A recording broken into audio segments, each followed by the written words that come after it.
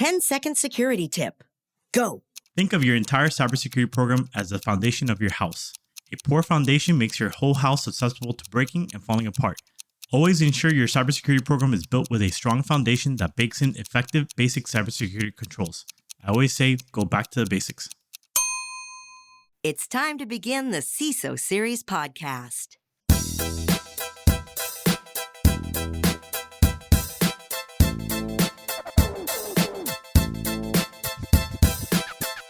Welcome to the CISO Series podcast. My name is David Spark. I'm the producer of said CISO Series. Joining me as my co-host, it's none other than Mike Johnson, now the CISO of Rivian. Mike, say hello to the audience. Hello, audience. It is great to be heard again, I guess. Yes. I would like to see you, but, I just want to mention that you've been on one podcast in the 7.5 years, but you've been CISO 3 times during this time. I like to say that it's experience, opportunities, changes of scenery. I'm glad you haven't jumped to 3 different podcasts. Yes. You stay with one podcast. Stay with one podcast. I appreciate it. We're available at CISOseries.com. If you haven't checked out all of our other wonderful programming, please do. Our sponsor for today's episode, brand new sponsor, it's GuardSquare, mobile application protection, multi-layered protection unified with automated security testing, detect threats in real time, and trust that it's your app interacting with your APIs. More about just that later in the show. Mike, this episode is going to be dropping the end of January, and that is usually the time that companies have sales kickoff meetings. I have attended a few of these because I do a fun workshop called Business Networking Pickup Lines, where I actually train people to do different in-person networking activities. It's kind of fun.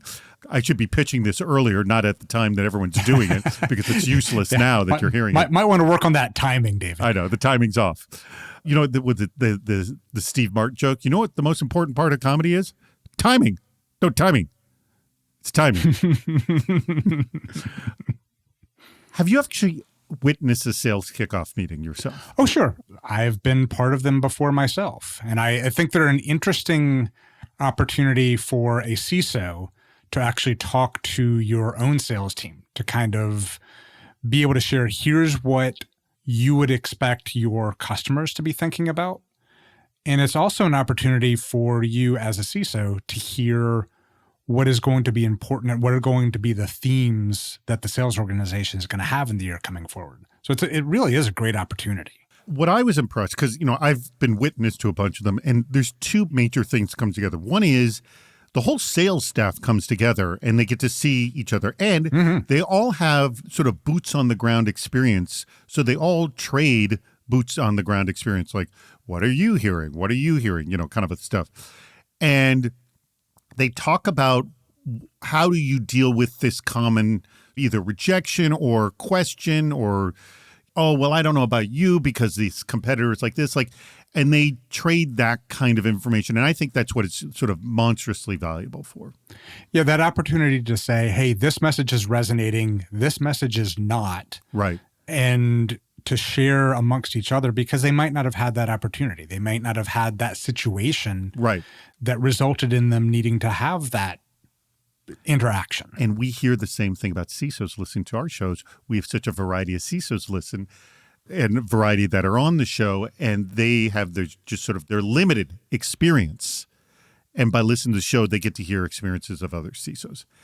And that's a perfect segue to our guest, who I got a chance to meet over in Florida because he lives in Miami. He is the global CISO for the Hard Rock Hotels and Casinos, none other than Johan Balaguer. Johan, thank you so much for joining us. Thank you for having me.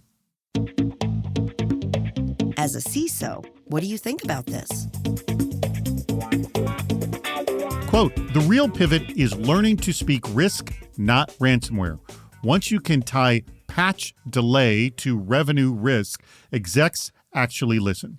Now, that was one nugget of wisdom dropped in a cybersecurity subreddit post where an experienced technical security professional asked for advice on becoming a CISO. Multiple commenters hammered home that being a CISO isn't about being the most technical person in the room. It's about GRC, budgets, board presentations, and enabling the business rather than being the person of, quote, no. One commenter even put it in Star Trek terms. Quote, I'd rather be Riker than Picard. The pay is almost as good, and the work-life balance is so much better.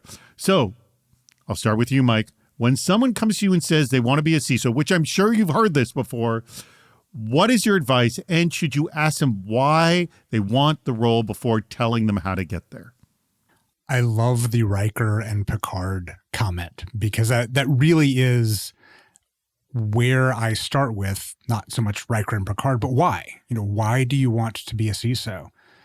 Sometimes it's just, I want to make more money. Like, okay, but is that really a good reason? That's not necessarily going to go well for you if that is the main reason. You're going to end up in situations that aren't going to work out well for you. And saying that there are other positions that are very similarly paid too. Absolutely. There are senior individual contributor roles that pay as well or better. I mean, it really comes down to what is the impact that the person is having. And a CISO role at one company might actually pay less than a distinguished engineer role at another company. In fact, it probably does. So it really does start with, why do you want to do this?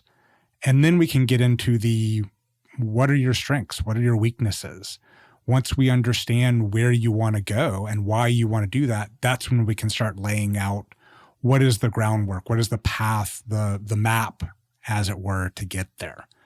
But you have to start with the why. Let me ask you the question. Why did you want to become a CISO, Mike?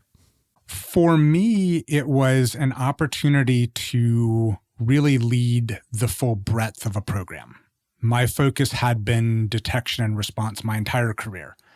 I wanted to bring what I had learned doing that to a whole program and figure out how I can leverage those capabilities, those skills into areas like product security or application security, where I had been previously so focused on detection and response.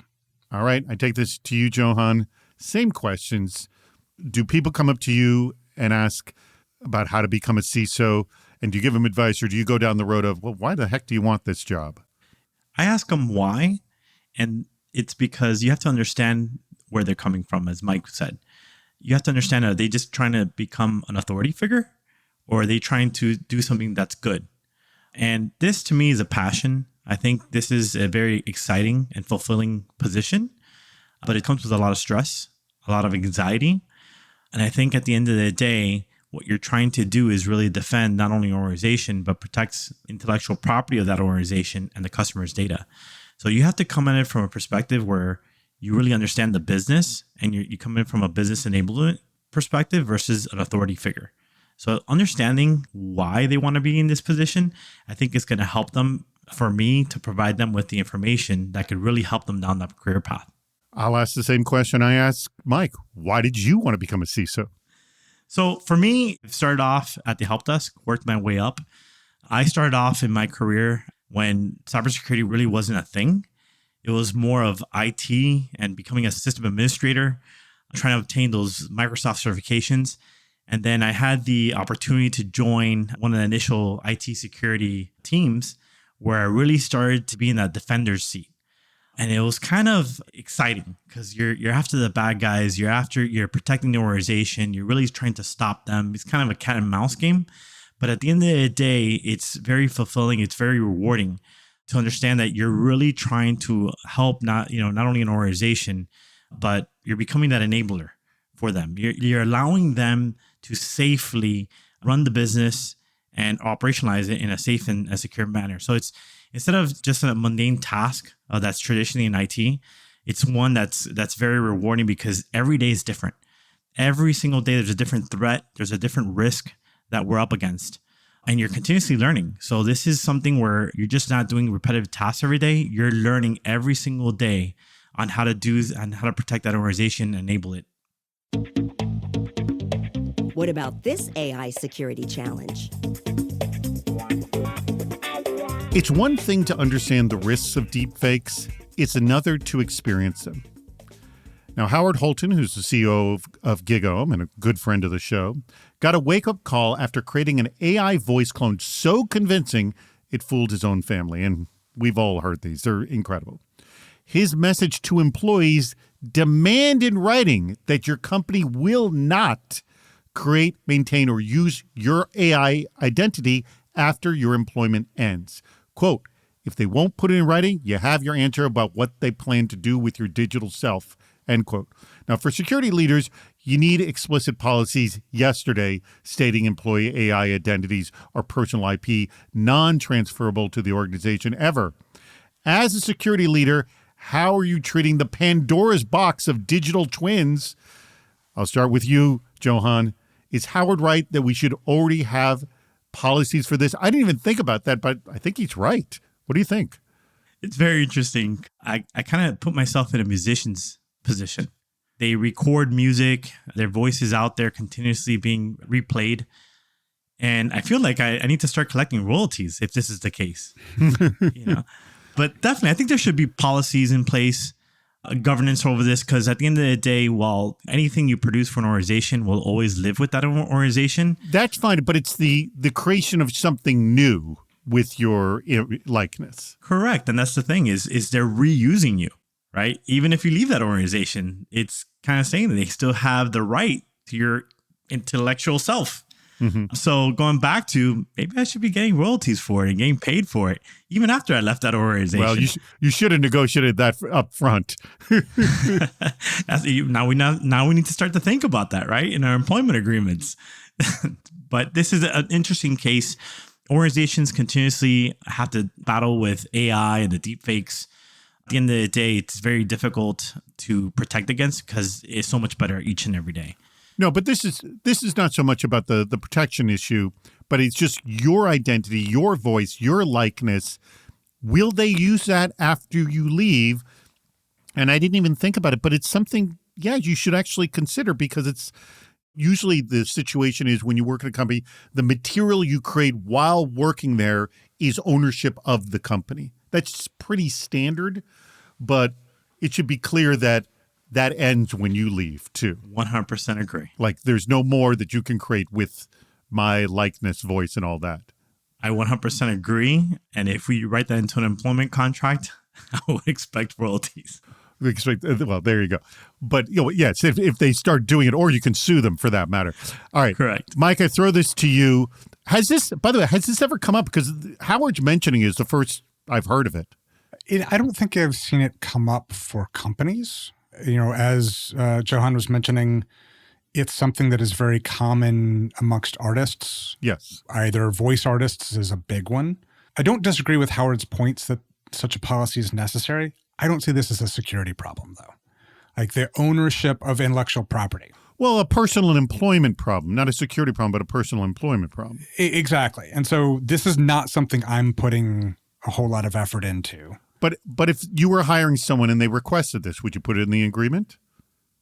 I would defer to company policies. Like this is not something that for me as a CISO that I'm going to decide. Yeah, it falls under HR in the business. Falls under HR. It also falls under intellectual property, that legal aspect. They're the ones who should be weighing in. But one of the things I'll point out is we already have this happening pretty regularly. If you join a company, you're going to go through all sorts of new hire orientation. And there's going to be recordings of, like, I'm so-and-so, and I think this policy is very important. I challenge you to look at how many people are still with the company when you're watching those videos. Like, that is already a thing where an employee's likeness is continuing to be used after they've left a company. So I think it is novel that it's something new, but at the same time, I really do think that it's something that companies should be thinking about it, but this isn't a security issue. No. And not so much CISOs. No. We should have never brought this subject up, is what you're saying. I have better things to do, David. So yes, indeed. Moving on. This is a warning, though, to the listeners. This is something to concern yourself. Make sure it's in your agreement. Before I go on any further, I do want to tell you about our spectacular sponsor, and that would be GuardSquare. Now, mobile apps today have become, as we know, an inescapable part of life. Ranging from financial services to healthcare, retail, and entertainment, users trust mobile apps with their sensitive personal data. But a recent survey showed that 72% of organizations experienced a mobile application security incident last year, and 92% of the respondents report rising threat levels over the last 2 years. Meanwhile, attackers who want your users' personal data are constantly finding new ways to attack your mobile app. They reverse engineer it, they repackage it, and distribute this modified app via phishing campaigns, sideloading, and third-party app stores. By taking a proactive approach to mobile app security, you can stay one step ahead of these attacks and maintain the trust of your users. That is where GuardSquare comes in. GuardSquare delivers mobile app security without compromise, providing advanced protections for both Android and iOS apps, combined with a mobile application security testing to find vulnerabilities and real-time threat monitoring to gain insight into attacks. You can actually discover more about how GuardSquare provides industry-leading security for your mobile apps at their website, and it's easy to find. It's guardsquare.com. That's guard, G-U-A-R-D, square, S-Q-U-A-R-E.com. And when you go, let them know you heard about them from the CISO Series. It's time to play What's Worse? Johan, you know how this game is played, right? Yes, I do. All right. I'm going to make Mike answer first, but then you will answer as well. This comes from Louis Zhichao of AIA Australia. And we have two scenarios. And I'll just sort of briefly say the first is on the cloud, the second is on-prem. All right? Here you go. Scenario number 1. On cloud, good logs, no budget. You're the CISO of a small to medium enterprise. A ransomware attack hits. You have no choice but to pay the ransom to survive. Good news, your cloud logs tell the full story, how the attackers got in and what they took, thanks to your past self for configuring them correctly. Pat yourself on the back. Here's the bad news. After paying the ransom, the legal fees, the cloud bills, you've got zero budget left to improve security. Now you must rebuild your defenses using only your existing tools and team. So you are spent. Okay? No more money. Okay. Scenario number 2. It's an on-prem. You got bad logs and very little budget, but you have budget. Same company, same ransomware hit, and yes, you're the CISO again. This time, you're on-prem with no usable logs. You pay the ransom, but you have no clue how they got in. The board gives you a small budget, enough for one new tool, one extra full-time employee, one project, or limited consultancy with one clear message: make sure it never happens again. You're unsure where to start. You're completely blind, but at least you've got some money, a couple of vendors to lean on, and the freedom, also the pressure, to decide and act. Will the attackers come back, and when? Only luck will tell. Mike, which one's worse? So I'm trying to remember with the first one, did you actually make changes after as part of your cleanup? No changes have been made, but you have really good logs and you know the full story of what happened. Okay. For me, from my experience, I always want to know what happened. I always want to have that visibility into here's exactly what happened, because even if I can't go and spend new money, I can move existing money around. And if I know exactly what didn't work as expected, I can now go fix that. I can concentrate on that area without necessarily bringing in new resources to do this. The solution for ransomware isn't buying a new tool. That's never the answer. The answer is always understanding what happened. I think many vendors might want to argue with you on that. I would be happy to have that conversation with them. The real issue is knowing what happened and being able to effectively change your controls to prevent that from happening again. If you don't know what happened and all you do is go and bolt on another tool, it's going to happen again. And you're going to have egg on your face at best that you were given money and that you didn't stop it from happening again. Mm-hmm. Well, you didn't know what the heck was going on. All right. Johan, do you agree or disagree with Mike with these two scenarios? I think I agree. It's like what they say, you can't protect what you don't know, right? So having the logs, fully understanding what happened, and having that staff that you currently have helps you rebuild, right? Helps you enhance the defenses, enhance all those controls. I rather know what happened, how they got in, so I can plug those gaps in, secure and protect that house better than I did before. Because at the end of the day, if you don't know exactly what happened, you may be protecting the wrong thing, or you might be trying to close a door that really didn't really need an extra protecting. That's a good point. Yeah, so it's wonderful the second scenario, you got more budget, but you may be just spending it blindly. On the wrong things. Would this person be a good fit for the job?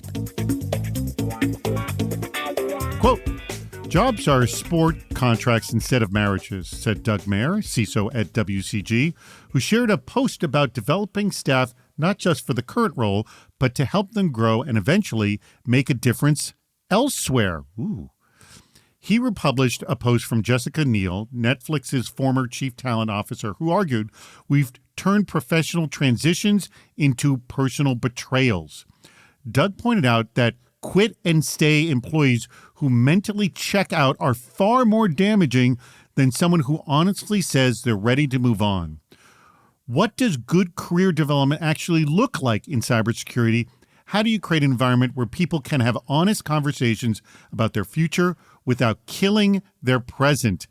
This is a really good, sensitive subject because I'm sure, Mike, you have a lot of talented people. You want to keep them. But, people's lives move on. They change. They evolve. And, you've seen these posts on LinkedIn who go say, "It's bittersweet that I'm leaving company XYZ. I had such a wonderful time, but now I'm moving on." It's not that they don't like it. It's just sort of a life change, and we all have them. There could be any number of reasons why somebody's leaving a company. Some of them are very personal. Something a manager years ago told me that's always stuck with me is, "My priority is to try and make you happy and successful in your current role. If that doesn't work, I'll go and help you find something else in another team within the cybersecurity org. If that's not working, I'll help you find something else within the company. If that doesn't work, I'll help you find something outside of the company." And that's really stuck with me because it is recognizing that growth means different things for different people. And it is also that you're investing in a person, and that payoff might not necessarily be in their current role, but it might be. I've had boomerangs, and those are amazing, where you have someone who leaves your team, goes and does something else, adds more skills that didn't necessarily have the opportunity to gain in their current role or even in their current company. And they come back and they've got some amazing new skill that you can now go and apply.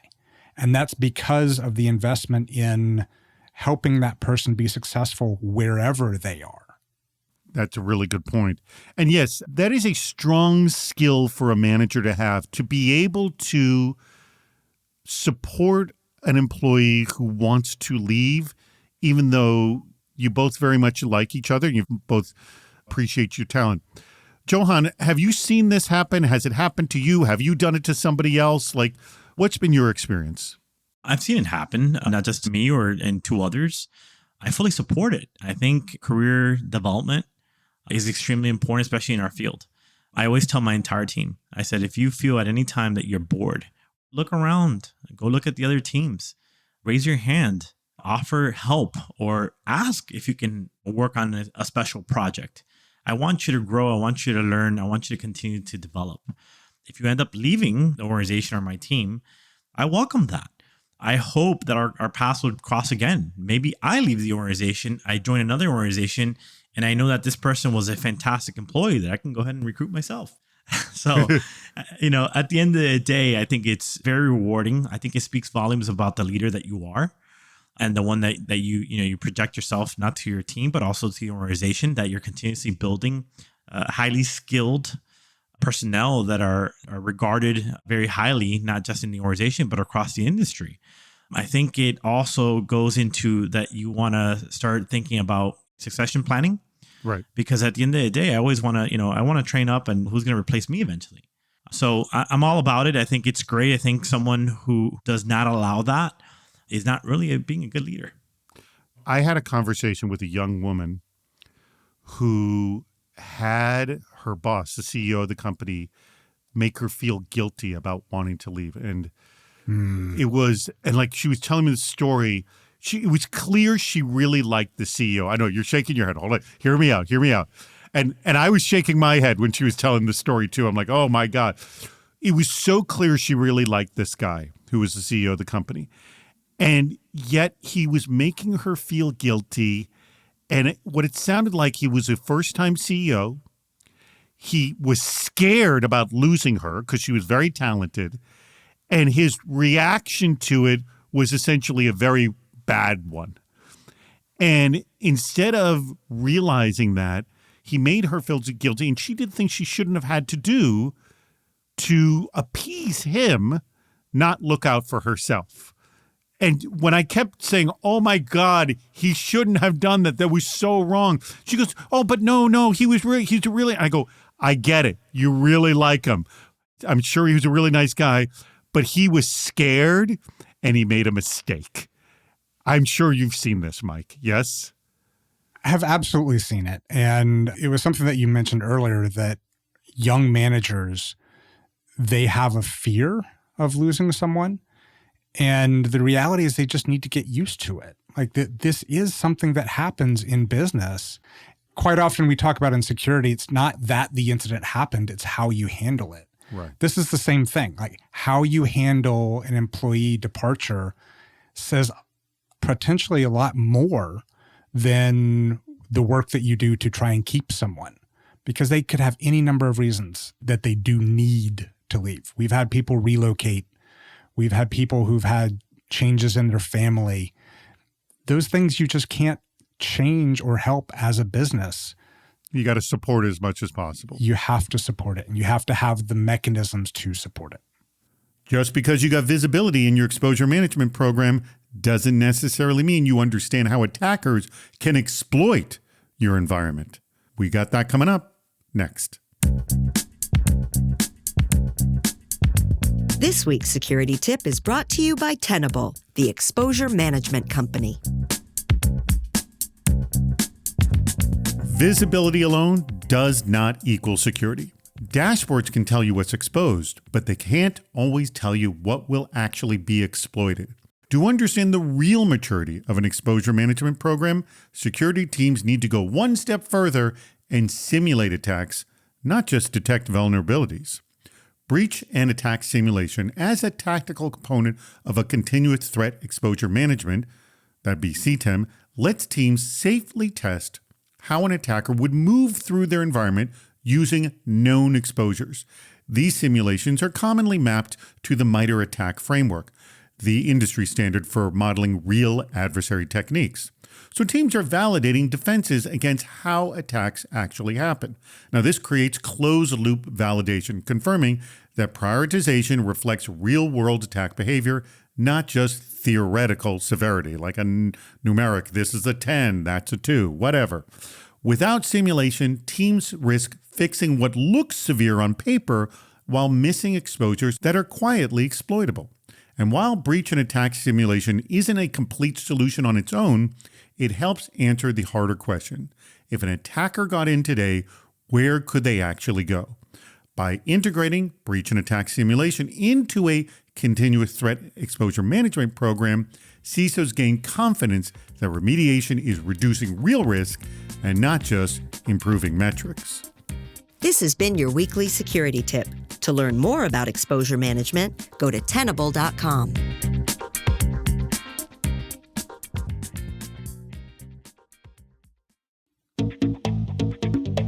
Protecting critical infrastructure from attackers.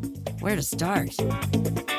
Quote, critical infrastructure isn't just the power grid and water supply anymore, end quote. That's how Ross Haliluk of Venture in Security framed a recent public cloud outage.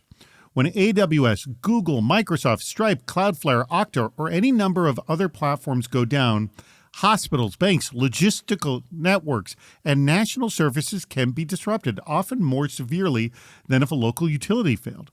we're still looking at the world like it's 1990, but these cloud providers and SaaS platforms have become a backbone on which modern businesses and governments depend. So I'm going to start with you, Johan, on this. As a CISO, how do you build resilience when your critical infrastructure is a stack of third-party apps you don't control? Should we be treating these vendors with the same scrutiny we give to traditional critical infrastructure? If so, it's going to take a lot more work and money, as you know. Johan, I mean, do you accept and recognize these tools as kind of critical infrastructure? You do, but unfortunately, our hands are kind of tied when it comes to some of these big names out there. So I think you have to go, like I said, you have to go back to the basics. You have to really understand what are your critical applications, some of the infrastructure, and you have to bake in those resiliency controls. Sometimes it's just going back and pulling out that pen and paper and writing things down. We've seen a lot of these outages where it's brought down major organizations, a lot of third parties, fourth parties. So at the end of the day, if you understand those dependencies, you understand kind of the infrastructure and the architectures that are running behind them, you can start to really, as part of your resiliency program and your plan, to start to bake in what happens if they go down, right? What are the processes that we're going to follow? How do we kind of fail over and still allow our business to continue to function and run without the dependency of these major critical infrastructure components? Yeah, I mean, you have to play worst case scenarios, don't you? All the time. All right, Mike, it just sounds like what Johan said. Well, we don't have control over AWS. They deliver, if that's one of our suppliers. So we just have to build redundancy should something happen that's out of our control. Yes? I've worked for cloud providers in the past. A couple of them fit the definition of critical infrastructure. In Europe, they actually have definitions of critical infrastructure that include internet services. We don't have that in the US, but that does exist elsewhere. And these companies do take that responsibility seriously, but there is a shared responsibility. They can only do so much. They can heavily invest, build in redundancy, resiliency, rapid failover, but sometimes your application needs to be architected to take advantage of it. US East 1 going down, if your application can't fail over to US West, you're kind of stuck. Sponsor, and that is Guard Square. AWS can only do so much. GUARDSQUARE, guardsquare.com for mobile There's going application to be protection, any number of things that can multi-layer happen. protection, Like you have to unified think with about automated security a hurricane testing, detect or threats in a real time, and tornado trust or something that that it's might your actually app come through and interacting physically with your destroy the API. data center. You have to think about, is that something that you can tolerate? Can you tolerate the time that it takes to fail over? And if you can, then maybe it's okay that your applications are down for a few hours. The world didn't end when US East 1 went down. And I think that's something that folks really aren't paying enough attention to here is it certainly was a bad day for a lot of people, but things did go on. And maybe a lot of companies learned their risk tolerance that day. And I should also mention that this also is very dependent on your business. Like a casino is essentially a financial institution. You have a lot more concerns than other businesses that don't all the time have to have money flowing. Johan, so you look at this differently. Like I don't even know, where were you before Hard Rock? A human capital management organization. And if we think about it, it's the same thing, but we were the cloud provider. Okay. Right. So we had to make sure that we were continuously not only maintaining our systems, but making sure that we had all the resiliency baked in. Because if not, people wouldn't get paid. Right. So it's very important to go back to is what's the worst case scenario? Always thinking about, like you said, I live here in South Florida. We're very prone to hurricanes. Mm-hmm. And guess what? Some of our data centers were here. So we always think about, okay, if a hurricane was to pass through this state, where would we fail over to? How would we move not only some of our infrastructure components, but the people that support it, right? We have to get people on planes. And sometimes, especially during a hurricane, that means you're also taking their families with them. So, because it's going to be a while until, power is restored and all the critical components are back up and running. So going back to accounting for all that, making sure that you even have paper copies of playbooks, mm-hmm. right? Because if the systems and the power is down, you can't get those digital copies. So we're going back to the basics. We joke around and you think about how we used to transact, credit card transactions with those the little papers and taking imprints of credit cards. Maybe you need to start doing that too. So you have to think of every single which way that you can continue to operate the business and ensure that we can maintain the minimum standards to operate effectively. And you make a good point, because I've had conversations, and really it takes individuals, consultants sometimes, to just keep asking questions. What about this? What about this? What about this? Because oftentimes the reason you fail at this is you don't even know the questions to ask. Yes, Johan?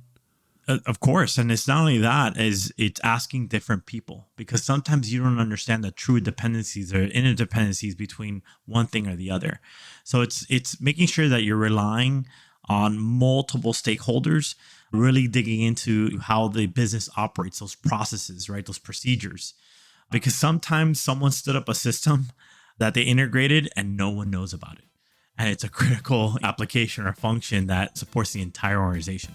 Very good point. Well, that brings us to the tail end of our show. Thank you very much, Johan. Thank you very much, Mike. I want to thank our sponsor, and that would be GuardSquare. Remember, go to their site, guardsquare.com, for mobile application protection, multi-layered protection, unified with automated security testing, detect threats in real time, and trust that it's your app interacting with your APIs. That is guardsquare.com. Johan, thank you so much for coming today. Are you hiring at the Hard Rock? Thank you for having me. And yes, we are always hiring. Please look at a career site and we'll be welcome to join you into our team. And I'm assuming if they have heard this on the show, they can contact you via LinkedIn, yes? Yes, always available on LinkedIn. All right, so look at the job site. Is there something appropriate for you? Contact Johan. We will link to his LinkedIn page from the blog post for this very episode. Mike, as always, thank you so much. And thank you to our audience. We greatly appreciate your contributions and for listening to the CISO Series podcast. That wraps up another episode. If you haven't subscribed to the podcast, please do. We have lots more shows on our website, CISOSeries.com. Please join us on Fridays for our live shows, Super Cyber Friday, our virtual meetup, and Cybersecurity Headlines Week in Review. This show thrives on your input. Go to the Participate menu on our site for plenty of ways to get involved, including recording a question or a comment for the show. If you're interested in sponsoring the podcast, contact David Spark directly at david@cisoseries.com. Thank you for listening to the CISO Series podcast.